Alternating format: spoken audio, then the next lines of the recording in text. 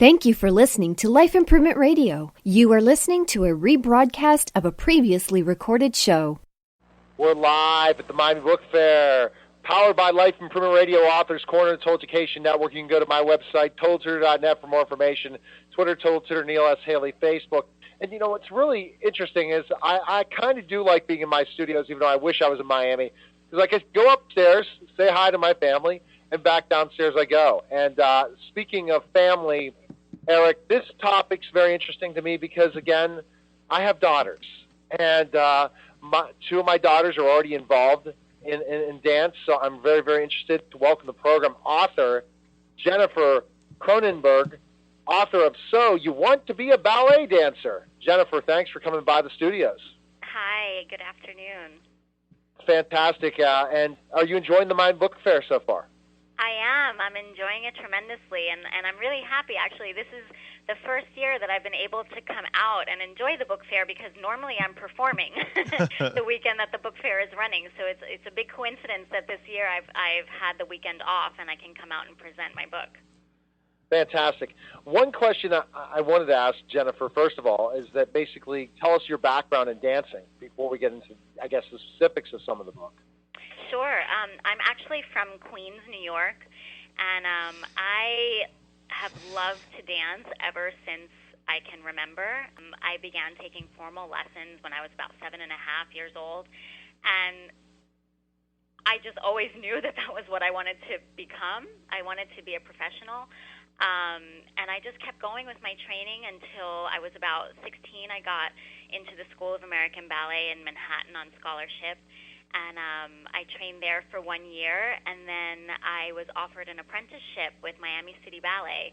And I came down here on a whim, expecting it to last 1 year maximum, and 20 years later, I'm still here, a principal dancer with the company, and loving it. That's amazing. It is pretty incredible.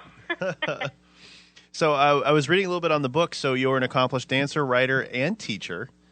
So Yes. Tell us a little bit. Now. Man, you're a busy lady.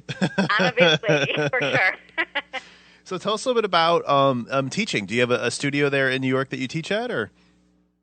Actually, I don't have my own studio, no, but during our summer months, when the company is usually off, I taught for several years for the Miami City Ballet Summer Intensive Program, and I'm also invited as a guest teacher to several other summer intensives around the country. I teach at other local schools down here in Florida.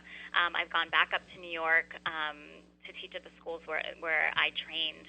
And in doing so, you know, I encountered all of these young girls who were super enthusiastic and wanted to pursue becoming a professional but weren't quite sure how to go about it.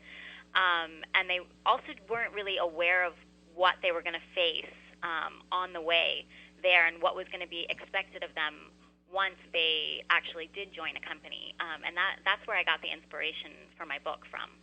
So I take it... Oh, I'm sorry. Go ahead, Neil. No, that's fine, Eric. I take it just from looking over the book and reading through it that being a ballet dancer, obviously physically as well as emotionally, is a very difficult task. It's so difficult.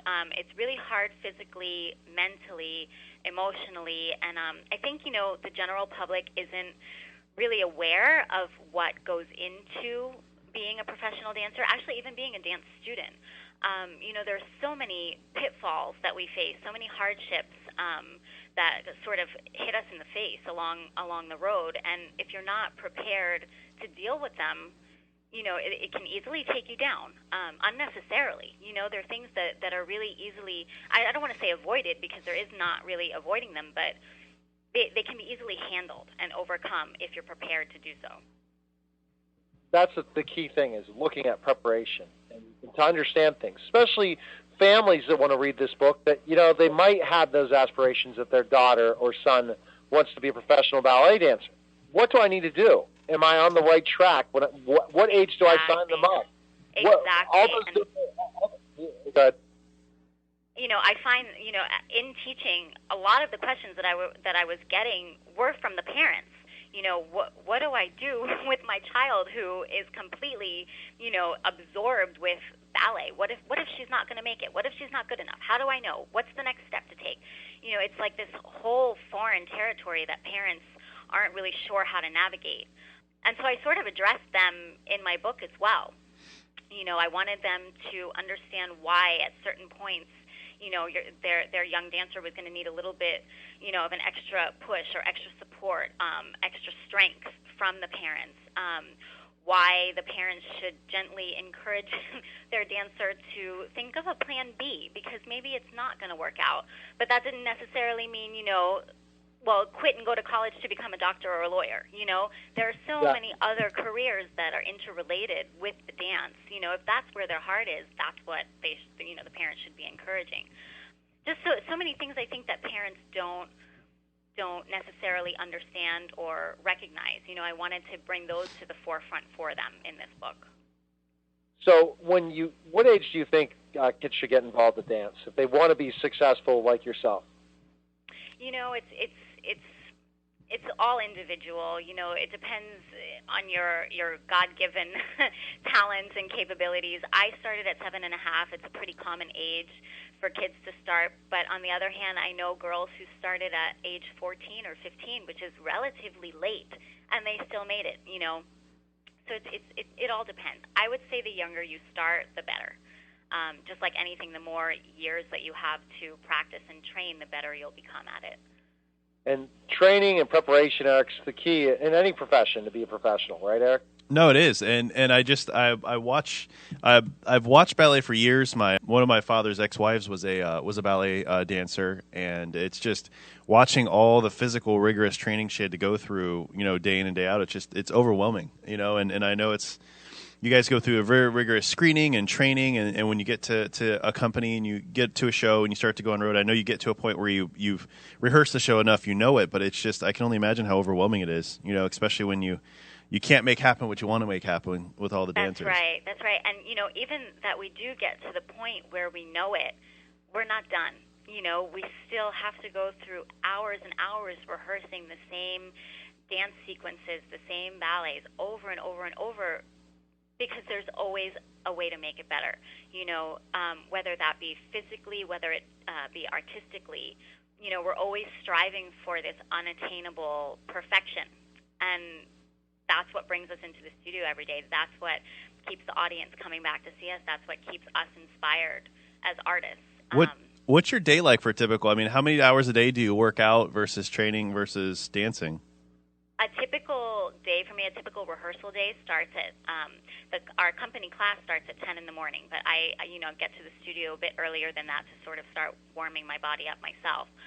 But we'll have an hour and a half company class, and from there we have a 6-hour rehearsal day.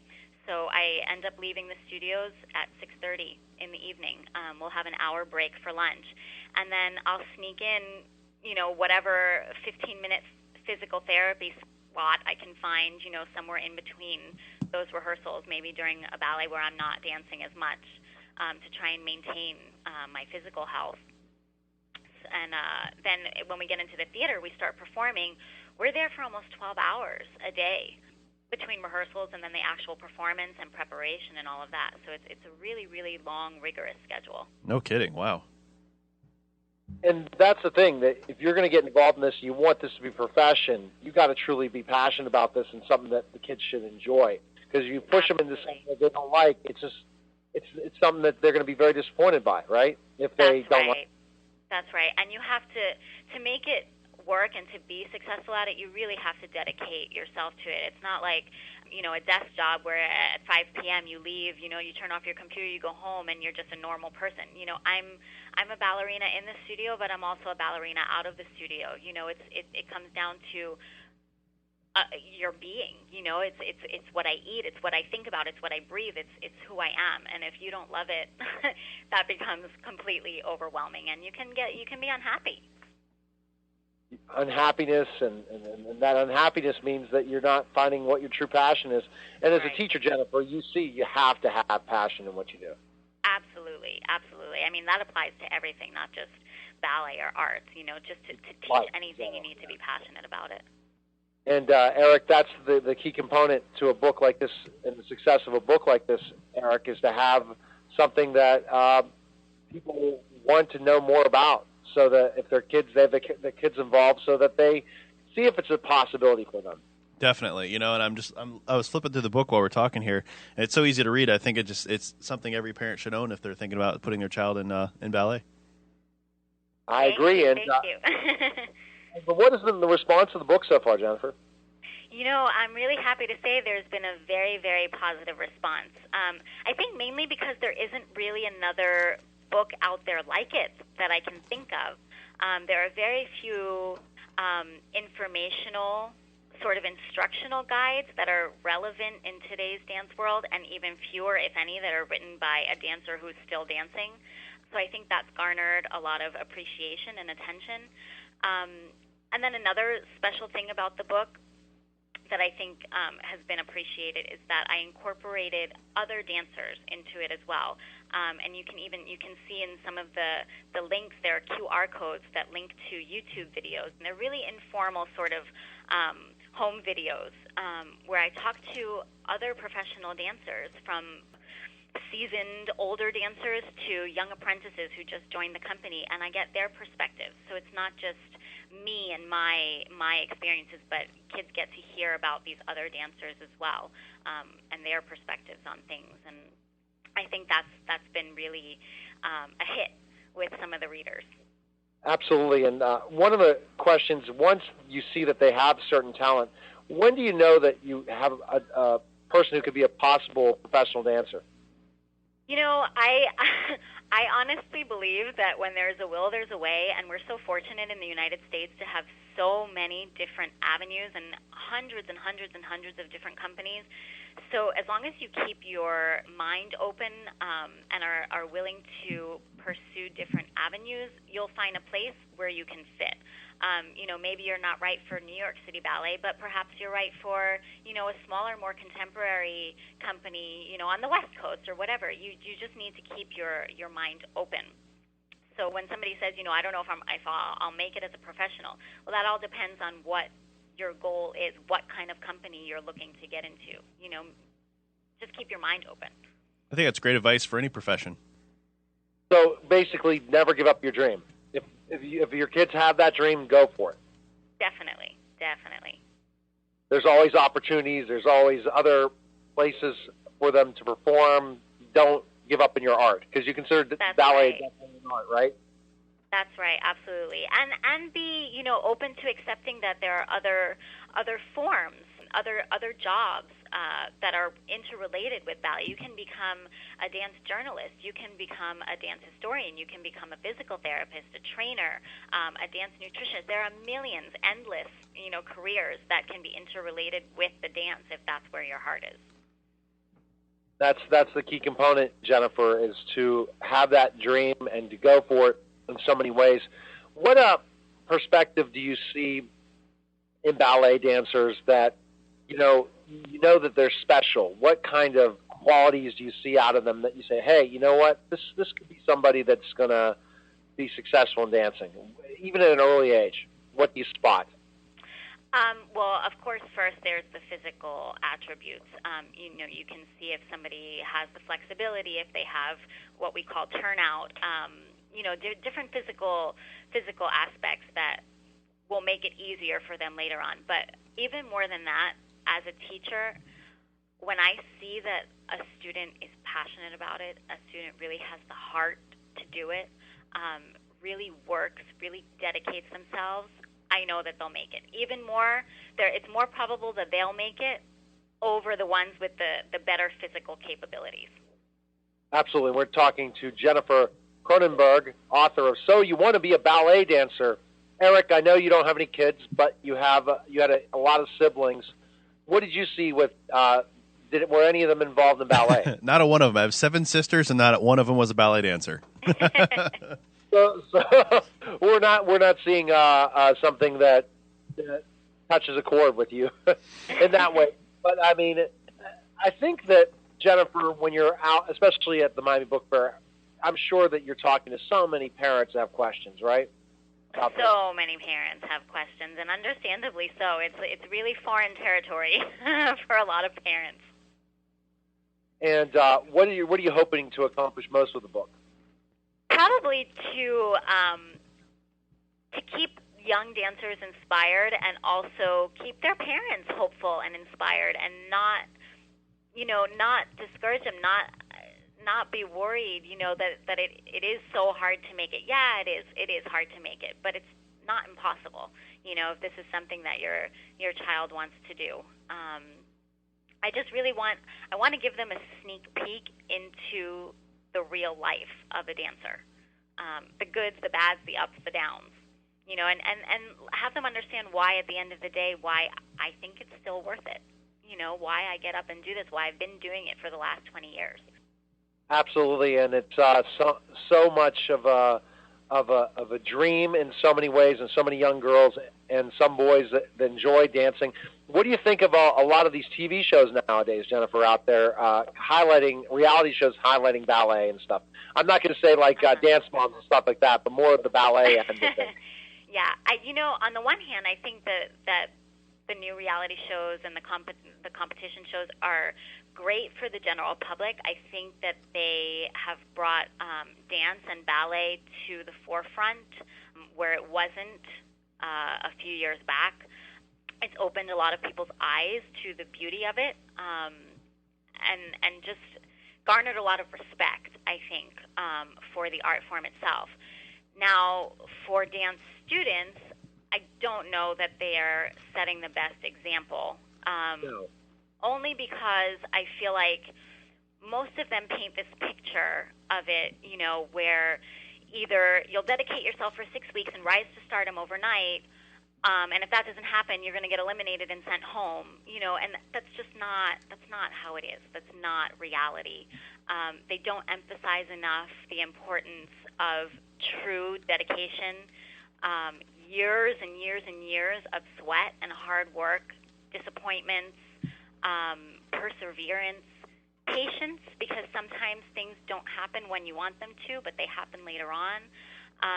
These things that will not only help you get to the top and be successful, but help you stay there once you are there and not burn out.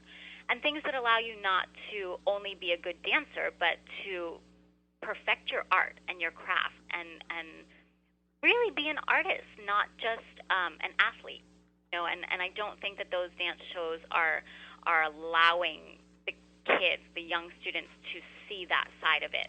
And it's giving them these unrealistic expectations, and when they don't become instant successes overnight, they want to quit. And to me, that's very unfortunate. That's exactly what I was going to say, is unrealistic expectations. Eric, I think she missed the question. What was the question? Oh, Eric? no, I was just agreeing. I said that was the exact point I was thinking with, is it gives all these children unrealistic expectations, with just about anything, but dance in particular. Yeah. What kind of money can a professional ballet dancer make? Is that in your book? Yes, actually, I do talk about finances in the book.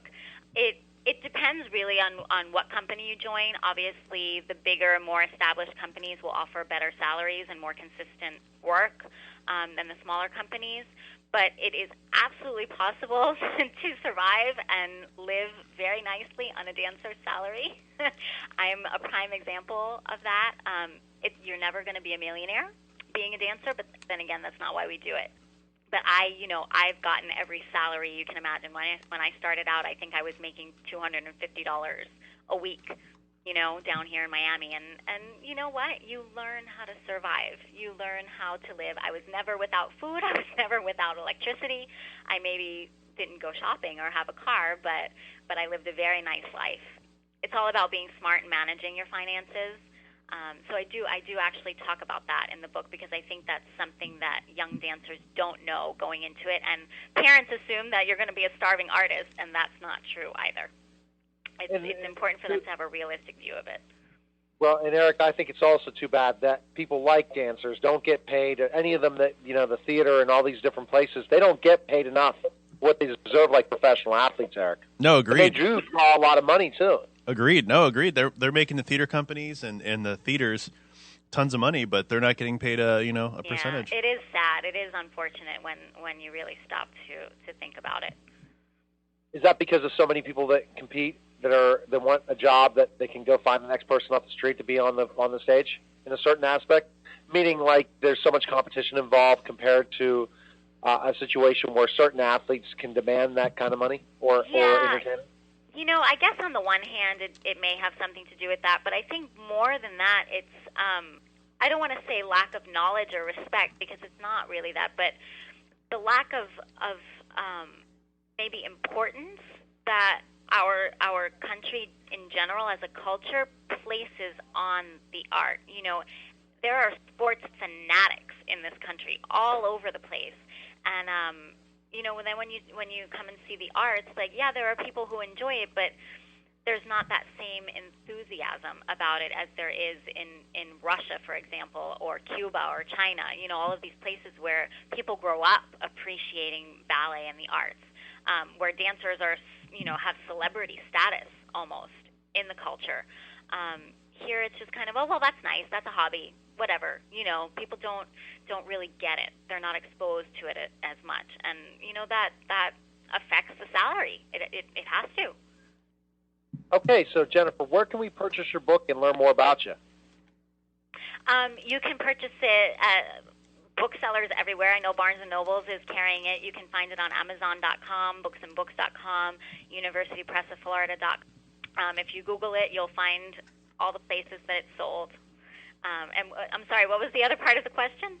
And more information, your website and stuff. Yes, you can come to visit my blog. It's www.ballerina to the point.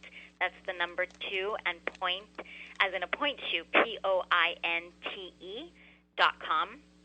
And actually, for young students or their parents, I do engage in discussions there where you can write in and ask me any questions you want, and I will answer you back. So I think it's a great vehicle, to open up for students and parents. Okay, well, thanks for stopping by. Enjoy the rest of the Miami Book Fair and enjoy learning about. So you want to be a ballet dancer, so I can talk to my girls about it and say, hey, never give up the hope. You love this art. Keep going. So thanks again for calling, Jennifer. Thank you so much. Thanks. Take care. All right. You're listening to Author's Corner, powered by Life Improvement Radio on the Total Education Network, live from the Miami Book Fair, and we'll be back in just a moment. Thank you for listening to Life Improvement Radio. The views expressed by show hosts or their guests are their own and shall not be construed in any way as advice from Life Improvement Radio. We make no recommendations or endorsements for radio show programs, services, or products mentioned on air or on our website. Personal perspectives expressed by the producers, writers, or editors will always be presented as such. Any rebroadcast or retransmission without the expressed written consent of Life Improvement Radio is strictly prohibited. Thanks for listening.